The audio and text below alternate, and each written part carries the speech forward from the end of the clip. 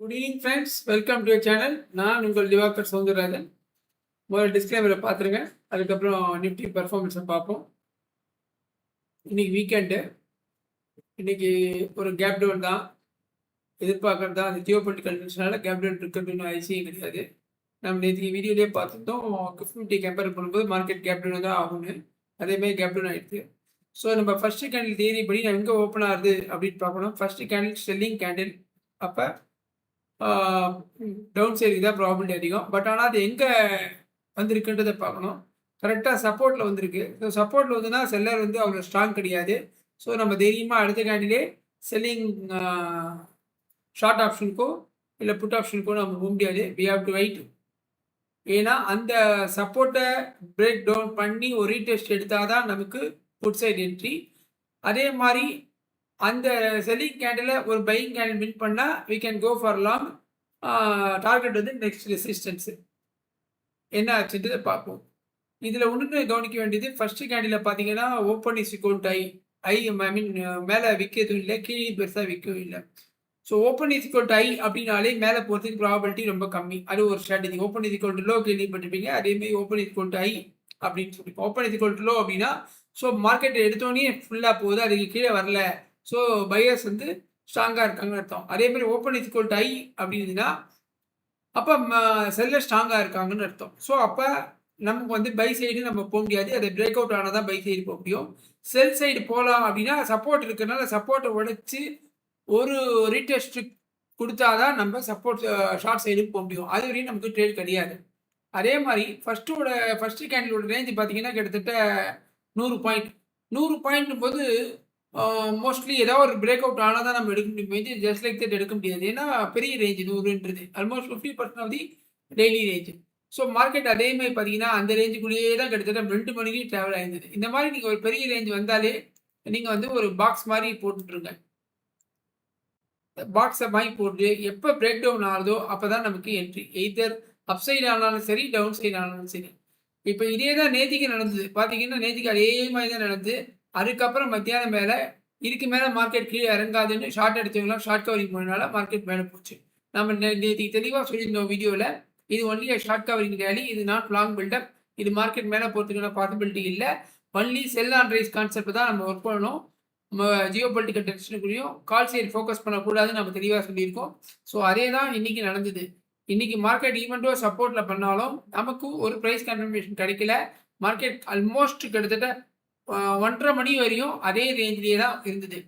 என்ன ஒரு நம்ம ஷார்ப்பாக அப்சர்வ் பண்ணோம் அப்படின்னா என்னன்னா, ஒரு இந்த பாருங்க, ஃபாலிங் வெட்ஜ் அப்படின்னு சொல்லுவாங்க. இந்த பாருங்க, இப்போ வந்து இது எப்படி வரையணும்னு வச்சுக்கோங்க.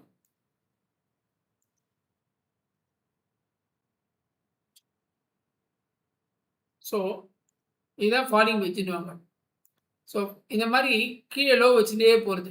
ஸோ ஈக்குவலும் பார்த்தீங்கன்னா இங்கேயும் லோ வச்சுட்டே போகுது, ஈக்குவல் வருது. ஆனால் இங்கே வந்து falling wedge. Falling wedge probability எப்படின்னா 80% உடச்சிட்டு மேலே போகும், 20% உடச்சிட்டு கீழே விடும். இதான் ப்ராப்ளம். அதே மாதிரி ரைசிங் வெட்ஜ் அப்படின்னா 80% வந்து மார்க்கெட் கீழே விடும், இது மேலே போகும். பட் இன்னைக்கு ஆனால் மார்க்கெட் கீழே வந்துது. ஃபர்ஸ்ட் ரீசன், ஃபர்ஸ்ட் கேண்டிலே selling candle open with high கிடச்சிச்சு. அது இல்லாமல் இன்னைக்கு வீக்கெண்டு ஃப்ரைடே கண்டிப்பாக எக்ஸிட் அன்வைண்டிங் நிறைய இருக்கும். அதே மாதிரி நம்ம அப்பப்போ நம்ம பார்த்தீங்கன்னா இங்கேருந்து ட்ராவல் ஆனது இது வரைக்கும் தான் போச்சு, இதுக்கு மேலே போக முடியல. அதுக்கப்புறம் பார்த்தீங்கன்னா அதை விட கீழே இறங்கிட்டு, அதுக்கப்புறம் பார்த்தீங்கன்னா அதை விட கீழே இறங்கிட்டு. ஸோ செல்லர்ஸாக பையர்ஸால் அக்ரெசிவாக போகவே முடியல. ஸோ இது ஒரு பஸ்ட் ஆகி மேலே போகணும் போல. ஸோ நமக்கு கிட்டத்தட்ட பார்த்தீங்கன்னா ஒரு 2 மணிக்கு மேலே தான் நமக்கு என்ட்ரி கிடச்சிருக்கும். இங்கெல்லாம் வந்து நம்ம ஒரு 10 பாயிண்ட்ல ஸ்கேல்பிங் எடுக்கிறாங்க எடுக்கலாம், எடுக்க முடியாதுன்னு சொல்லலை, எடுக்கலாம். பட் நமக்கு கன்ஃபார்ம் என்ட்ரினா இந்த ஒரு 2:35க்கு அப்புறம் ஓகே நம்ம செல் ஆன் ரைஸ், மார்க்கெட் திரும்ப தான் போகுது அப்படின்ட்டு இந்த கேண்டில் 235 கேண்டில் இந்த பையர் இந்த செல்லர் வின் பண்ணதுக்கப்புறம் இந்த இடத்துல நம்ம எடுத்துட்டு 10 பாயிண்ட்ல வெளில வராந்தா நேற்று டேலோ வைக்கணும், இல்லைன்னா இந்த டார்கெட் இந்த இது வைக்கலாம். கண்டிப்பாக வீக்கெண்டால மார்க்கெட் கீழே வரும் தெரியுமா, வெயிட் பண்ணலாம். இல்லை இதுக்கப்புறம் நம்ம ட்ரைனிங் ஸ்டாப் லாஸ் போட்டு சேஸ் பண்ணலாம் ப்ராஃபிட்டை. ஸோ ஸ்டாப் லாஸ் கம்மியாக இருக்கும். இந்த ஒரு ட்ரேட் தான் இன்னைக்கு ப்ரொஃபஷனலாக பார்த்து எடுக்கணும்னா, ப்ரைஸ் ஆக்ஷனை பேஸ் பண்ணி எடுக்கணும்னா இந்த ஒரு ட்ரேட் கிடச்சிது. இப்போ நாளைக்கு என்ன வீக்கெண்டு, ஸோ மண்டே தான் வரப்போகுது. ஆல்ரெடி நம்ம ஜியோ பொலிட்டிக்கல் டென்ஷன் கண்டினியூ ஆகி தான் இருக்குது, அது ஒன்றும் குறையல. பட் அந்தளவு பெருசாக இம்பேக்ட் காமிக்கல மார்க்கெட். ஏன்னா இந்தியா விக்ஸ் வந்து பார்த்தீங்கன்னா இன்னைக்கு கொஞ்சம் ஏறி இருக்கு. இன்னைக்கு திருப்பி ஒரு 10% ஏறி இருக்கு. நேற்றுக்கு 15% கம்மியாக இருந்தது, இன்னைக்கு 10% ஏறி இருக்கு. ஸோ ஜியோ பொலிட்டிக்கல் டென்ஷன் ரொம்ப இதுவாக தான் இருக்கு. இப்போ நாளைக்கு எப்படி இருக்கு முன்னாடி மற்ற இண்டெக்ஸ்லாம் பார்த்துட்டு ஒரு வாட்டி பார்த்துட்டு நம்ம வருவோம். ஃபர்ஸ்ட் வந்து பேங்கிங் செக்டர் பார்ப்போம். பேங்கிங் செக்டர் பார்த்தீங்கன்னா இன்னைக்கு வந்து பார்த்தீங்கன்னா 1772 பாயிண்ட் கீழே வந்திருக்கு. ஏன் பேங்கிங் செக்டர் இவ்வளோ பாயிண்ட் கீழே வந்திருக்கு அப்படின்னு பார்த்தீங்கன்னா ஆர்பிஐ வந்து ஒரு சர்க்குலர் கொடுத்துருக்காங்க. நாம் இப்போ லோன் வாங்க போனோம்னா பேங்க்ல லோன் வாங்கினீங்கன்னா ஹவுசிங் லோனாக இருந்தாலும் சரி, கார் லோனாக இருந்தாலும் சரி, எந்த லோன் வாங்கினாலும் உடனே பேங்க் மேனேஜர் என்ன பண்ணுவாங்க, ஒரு இன்சூரன்ஸ் பாலிசி அட்டாச் பண்ணிடுவாங்க. ஏன்னா சார் நீங்கள் ஒழுங்காக ப்ரீமியம் கட்டலை, உங்களுக்கு ஏதாவது ஒரு ஆயிடுத்து, உங்களுக்கு டெத் ஆகிடுது, அந்த மாதிரினா ஆட்டோமேட்டிக்காக அந்த இன்சூரன்ஸ் கவரப் ஆகி உங்கள் வீட்டுக்கு டாக்குமெண்ட்டை கொடுத்துரும், நீங்கள் லோனே கட்டமானா அப்படின்னு நீங்கள் வாங்கின லோனை இன்சூரன்ஸ் பண்ணிடுவாங்க. இது வந்து மேண்டேட்லியாக எல்லா பேங்க் மேனேஜர் பண்ணியிருந்தாங்க. இப்போ ஆர்பிஐ என்ன சொல்லியிருக்கு, இனிமேல் அந்த விளையாட்டுலாம் கூடாது, நீ வந்து மேண்டேட்ரியாக வச்சு கஸ்டமர் கூடாது, கஸ்டமர் சூஸ் பண்ணிக்கிட்டோம் நீங்கள் இன்சூரன்ஸ் போடணுமா வேணாமா அப்படின்னு சொல்லியிருக்கு. ஸோ இப்போ இதனால் என்ன ஆகும், அந்த லோனோட ரிஸ்க் கெப்பாசிட்டி அதிகமாகும், ரிஸ்க் வாய்ப்பு அதிகமாகும். ஏன்னா கட்டலைன்னா ஆட்டோமேட்டிக்காக அது இன்சூரன்ஸ் கம்பெனி பணம் தர மாட்டான், ஏன்னா இன்சூரன்ஸ் போட மாட்டோம். ஸோ பேங்க்கோட ப்ராஃபிட்டபிலிட்டி கம்மியாகிறதுக்கு வாய்ப்பு இருக்குது. ஸோ ப்ராஃபிட்டபிலிட்டி கம்மியாக இருக்குன்னு தெரிஞ்சோடனேயே இன்வெஸ்டர்ஸ் என்ன பண்ணுவாங்க, தான் பணத்தை எடுத்து வெளில போயிடுவாங்க. ஸோ இன்வெஸ்டர்ஸ்லாம் இன்னைக்கு ப்ராஃபிட் மார்ஜின் பண்ணிட்டாங்க, ப்ராஃபிட் மார்ஜின் புக் பண்ணிட்டாங்க. அதனால தான் பேங்கிங் செக்டார்ஸ் ஃபுல்லாக வந்துடுது பாருங்கள். இப்போ இது வந்து இன்னையோட ஈக்விட்டி இண்டெக்ஸ் கான்ட்ரிபியூஷன் பார்த்தீங்கன்னா நிஃப்டி பார்த்தீங்கன்னா 13 ஸ்டாக் அப்ளை போயிருக்கு, 30 ஸ்டாக் வந்து டவுனில் இருக்குது. நிஃப்டி பார்த்தீங்கன்னா உங்களுக்கு தெரியும் பேங்கிங் ஸ்டாக்ஸ் உண்டு. இதே நிஃப்டி பேங்கை பார்ப்போம், கிட்டத்தட்ட 14 ஸ்டாக்கு கீழே வந்துருக்கு பாருங்க. ஒரு ஸ்டாக் இல்லை 14 ஸ்டாக். ஏன்னா இந்த ஆர்பிஐ சொன்ன விஷயம் தான் உங்களுக்கு வந்து பேங்கிங் செக்டார்ஸ் வந்து கம்ப்ளீட்டாக கீழே வந்தது. ஸோ 2-3 நாளில் திரும்பி மேலே வரும், பட் இன்னைக்கு வந்தது காரணம் அதுதான்.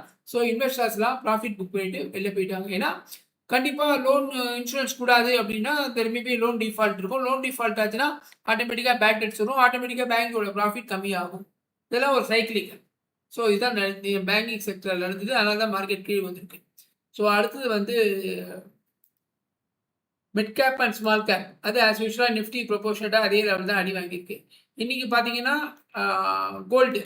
கோல்டு ப்ளஸில் இருக்குது, சில்வர் ப்ளஸில் இருக்குது. மார்க்கெட் கீழே வந்தால் கமாடிட்டி ஏறும், கமாடிட்டி கீழே வந்தால் மார்க்கெட் ஏறும், ரெண்டுமே வைஸ் வர்ஸா தான். இந்தியா விக்ஸ் இன்க்ரீஸ் ஆகிருக்கு இன்றைக்கி, திருப்பி இன்றைக்கி ஒரு டென்ஷன் மார்க்கெட்டில் இருக்குது. ஒரு இன்றைக்கி வந்து 11% ஏறி இருக்குது, நேற்றுக்கு 15% கீழே இருக்குது, இன்றைக்கி 11% இருக்குது. எப்பவுமே இந்தியா விக்ஸ் 20க்கு மேலே போகக்கூடாது, 20 மேலே போனாலே டென்ஷன் தான். 13, 14 தான் ஆராம்சமாக டெக்னிக்கல் ஒர்க் அவுட் ஆகும். எபோவ் 20க்கு மேலே போச்சுனாலே உங்களுக்கு டெக்னிக்கல் ஒர்க் அவுட் ஆகாது. அங்கே ஃபண்டமெண்டலாக நியூஸ் பேஸ் பண்ணி தான் மார்க்கெட்டே போகும். ஸோ 20 மேலே போனாலே நம்ம அலர்ட் ஆகிடணும். 25, 30லாம் போச்சுன்னா ரொம்ப கேர்ஃபுல்லாக இருக்கும். வொலாட்டிலிட்டி அந்தளவு இருக்கும். இப்போ நாளைக்கு என்ன பொசிஷன், நாளைக்கு என்ன எடுக்க முடியும் அப்படின்னு பார்ப்போம்.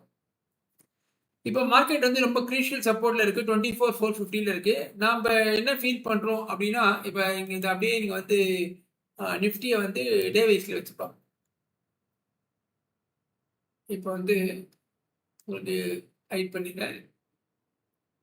இந்த கேண்டில் 6 வைக்கிறத விட இந்த மாதிரி லைன் மார்க்ஸ் வைக்கும்போது நமக்கு நல்லா தெரியும். பாருங்க, மார்க்கெட் வந்து 24,497 உடச்சி இப்போ 24,429 க்ளோஸ் இருக்கு. ஓகேவா, லாஸ்ட் ஆவரேஜ் தான் அவங்க போடுவாங்க. ஸோ மார்க்கெட் வந்து இந்த இதை உடச்சதுன்னா நமக்கு அடுத்தது எங்கே இருக்குது பாருங்க.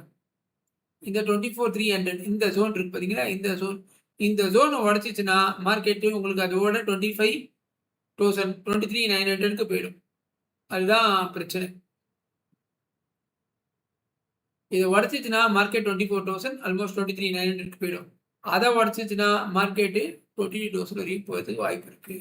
ஸோ அதனால் இப்போ சத்திக்கு அது வந்து பெரிய ரேஞ்ச். இப்போ சத்திக்கு நாம் வந்து இந்த 24,350 300 ரேஞ்சை உடச்சதுன்னா, இந்த ரேஞ்சை உடச்சதுன்னா நம்ம மார்க்கெட் வந்து 23,900 வரையும் டச் பண்ணுறதுக்கு வாய்ப்பு இருக்குது. ஸோ இதுதான் இன்னைக்கு இருக்கிற ஸ்டேட்டஸ். நம்ம திருப்பி சொல்கிறேன், நம்ம ஜியோ பொலிட்டிக்கல் டென்ஷன் கண்ட்ரோல் ஆகிற வரையும் நாம் லாங் சைடு போவோம்னா, கால் சைடு போவோம்னா, sell on rate concept market எங்கே மேலே இருந்தாலும் நமக்கு ஒரு ப்ரைஸ் ஆக்ஷன் பேஸ் பண்ணி ரெசிஸ்டன்ஸில் ஷார்ட் சைடு ஒட்டி தான் நம்ம ஃபோக்கஸ் பண்ணணும், கால் சைடு ஃபோக்கஸ் பண்ணக்கூடாது. அன்லஸ் சீஸ்ஃபயர் அந்த மாதிரி ஏதாவது நமக்கு பாசிட்டிவ் நியூஸ் கிடைச்சா ஒண்டி சார்ட்டை பார்த்து வெயிட் பண்ணிவிட்டு ப்ரைஸ் சஸ்டெயின் ஆனால் ஒண்டி தான் கால் சைடு நம்ம ட்ரை பண்ணணும்.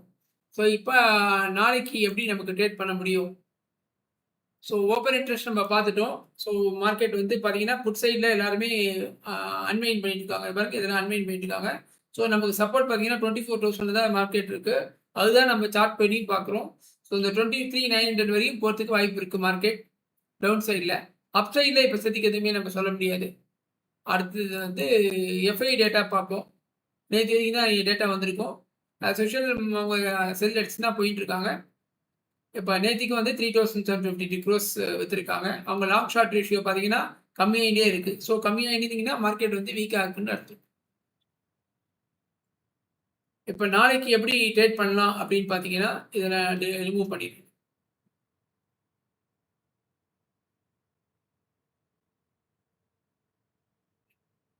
டே லோ இங்கே மாற்றிடுவோம். டே க்ளோஸ் இங்கே மாற்றிடுவோம். டே ஹை. ஸோ நாளைக்கு பொறுத்த வரையும் again sell on rise concept தான் ஒர்க் பண்ணணும். மார்க்கெட் கேப் அப் ஆனாலும் சரி, கேப் டவுன் ஆனாலும் சரி, நம்ம செல்லிங் ஆப்பர்ச்சுனிட்டி என்ன இருக்குது, செல்லிங் ஆப்பர்ச்சுனிட்டி லெவல்ஸில் ப்ளே பண்ணுவோம். மற்ற நேரத்தில் நடுவில் இன்பிட்வீன் தான் வெயிட் பண்ணுவோம். மார்க்கெட் ஏதாவது ஒரு எய்தர் சப்போர்ட் ஆர் ரெசிஸ்டன்ஸ் நோக்கி போன வரையும் வெயிட் பண்ணிவிட்டு அந்த இடத்துல செல் ஆன் ரைஸ் ஒரு ப்ரைஸ் ஆக்ஷன் பேஸ் பண்ணி ஒரு ஷூட்டிங் ஸ்டாரோ இல்லை ஒரு எங்கல்ஃபிங் பேரிஷ் எங்கல்ஃபிங் கிடச்சின்னா நம்ம வந்து ஸ்டாப் லாஸ் பேஸ் பண்ணி ரிஸ்க் ரிவார்டை பேஸ் பண்ணி ஷார்ட் சைட் போவோம். ஸோ கால் சைடு இப்போ செட்டு கிடையாது. ஸோ நாளைக்கு மார்னிங் எப்படி ஓப்பன் ஆகுதுன்னு பாருங்கள்.